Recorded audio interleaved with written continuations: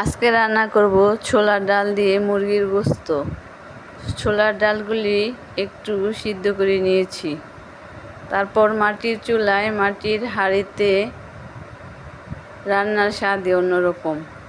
তো মাটির হাঁড়িতে তেল দিয়ে পেঁয়াজ, তেজপাতা, গোলমরিচ, এলাচ দিয়ে পেঁয়াজগুলি একটু লাল করে আদা রসুন দিয়ে কষিয়ে তারপর দিয়ে দিচ্ছি হলুদের গুঁড়া, মরিচের গুঁড়া, ধনিয়ার গুঁড়া, নুন, বেটে রাখা জিরা।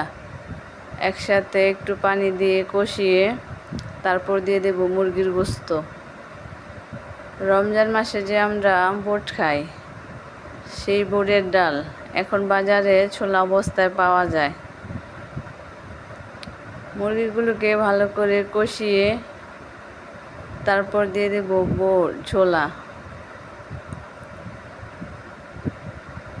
ছোলাগুলি দিয়ে আর একটু কষিয়ে দিয়ে দেব পানি দিয়ে অনেকক্ষণ জাল করে তারপর নামিয়ে নেব। রান্না করে খেয়ে দেখবেন। হয়ে গেছে আমার বুটের ডাল দিয়ে মুরগির গোশত।